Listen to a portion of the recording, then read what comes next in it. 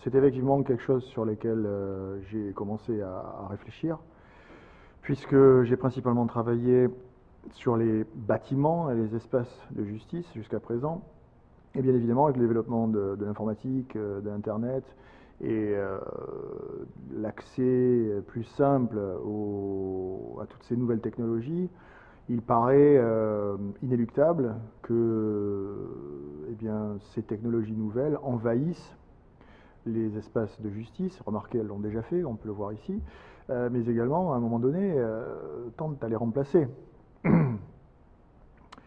Est-ce que cela est un bien ou est-ce que cela est un mal?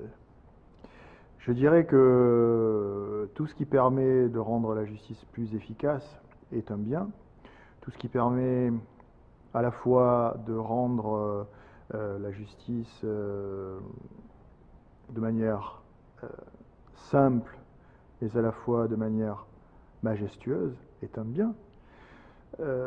Donc être aidé par ces outils informatiques, Internet, etc., à mon sens, c'est un bien.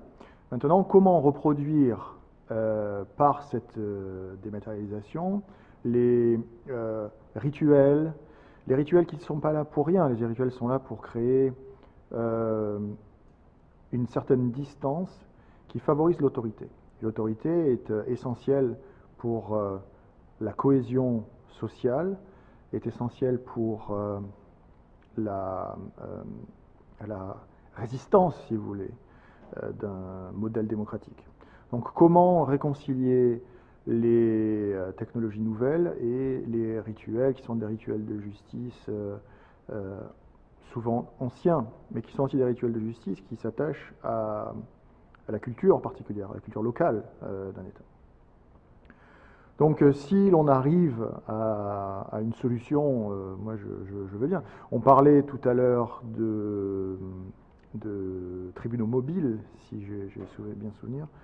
Eh bien, de toute façon, le juge a toujours fait un circuit, c'est un juge itinérant, donc la justice de common law est une justice mobile.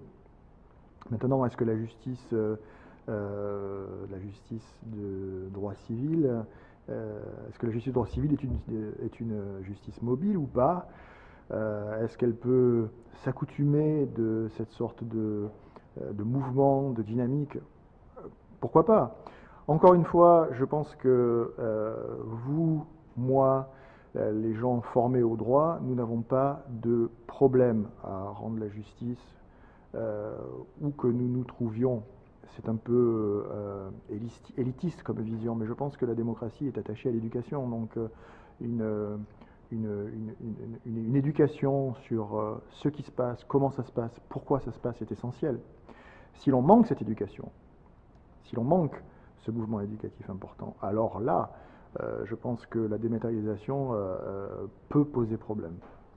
Il ne faut pas rendre la justice profane. Je ne pense pas qu'à travers ces nouvelles technologies, on rende la justice profane, mais il faut avoir conscience que sans, sans une internalisation des rituels de justice, la dématérialisation peut poser problème.